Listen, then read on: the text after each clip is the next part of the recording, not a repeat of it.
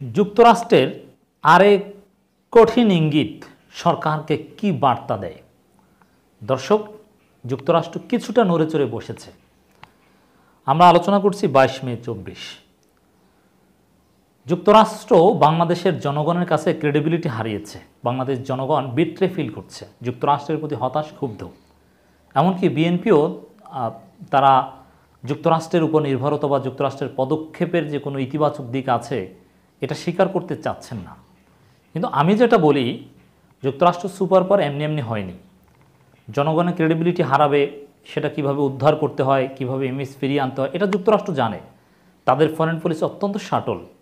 না হলে যুগ যুগ ধরে তার সুপার পাওয়ার হিসাবে এই ইউনিপোলার ওয়ার্ল্ড সিস্টেমের লিড দিতে পারতো না।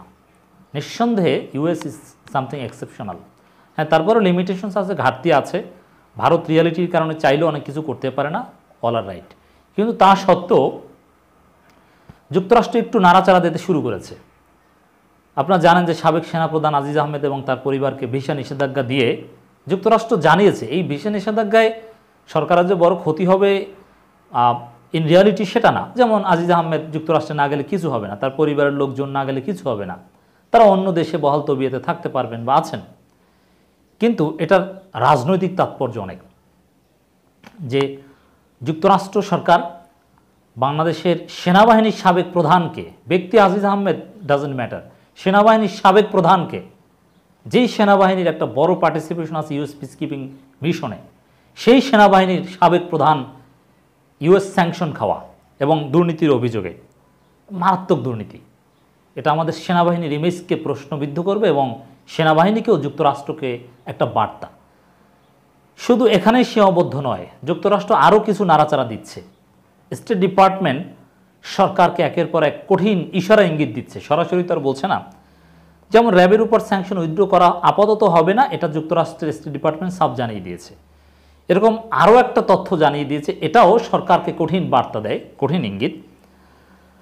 বাংলাদেশি পণ্যে জিএসপি সুবিধা পুনর্বহাল নিয়ে নতুন কোনো তথ্য নেই, মার্কিন মুখপাত্র। এটার মানে কি? সরকার যেটা দাবি করছে বা বলার চেষ্টা করছে যে যুক্তরাষ্ট্রের সাথে সম্পর্কের ডেভেলপমেন্ট এবং জিএসপি সুবিধা হয়তো ফিরিয়ে দেওয়া হবে, র্যাবের উপর স্যাংশন উইথড্র করা হবে। মানে সরকার যেভাবে বাইডেনের চিঠি নিয়েও বিকৃতভাবে উপস্থাপন করেছে, বা যুক্তরাষ্ট্র সম্পর্কে প্রোপাগান্ডা তো আছেই, ভুলভাবে উপস্থাপন করা, ভুলভাল তথ্য দেয়া, যেটা আলোচনা না হয় সেটা বলা, যা বোঝাতে চায়নি সেটা বলা, মানে এগুলো স্টেট ডিপার্টমেন্টে তারা একের পর এক ক্লারিফাই করছে। এই যে কথাটা যে বাংলাদেশি পণ্যে জিএসপি সুবিধা পুনর্বহাল নিয়ে নতুন কোনো তথ্য নেই, এর মানে কি? জিএসপি সুবিধা পুনর্বহাল করার কোনো সম্ভাবনা নেই। সরকার যেটা বলছে যে আশ্বাস দিয়েছে রোনাল্ডো অমুক তুমি, এগুলো ভুয়া, কোনো সম্ভাবনা নেই। মানে আপাতত দুইটা বিষয়ে স্টেট ডিপার্টমেন্টের মাধ্যমে আমরা ক্লারিফাইড হলাম।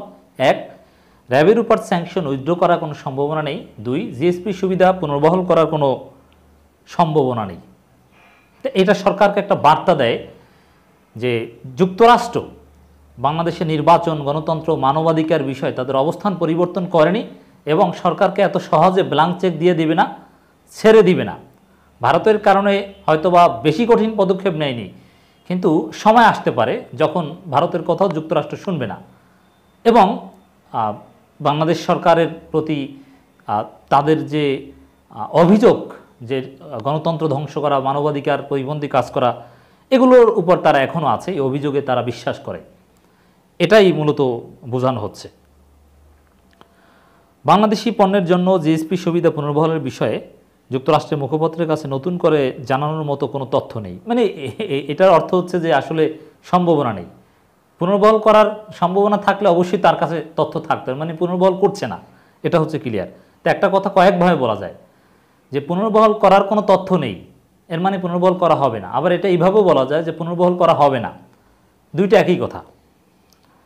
যুক্তরাষ্ট্রের পররাষ্ট্র মন্ত্রণালয় এটা জানিয়েছে 20 তারিখ, আপনারা আলোচনা শুনছেন একটু পরে। এক ব্রিফিংয়ে মুখপাত্র ম্যাথিউ মিলারের বক্তব্য থেকে একথা পরিষ্কার হয়েছে। তার কাছে সাংবাদিক মুশফিকুল ফজল আনসারির প্রশ্ন ছিল এমনটি, যুক্তরাষ্ট্র কি বাংলাদেশি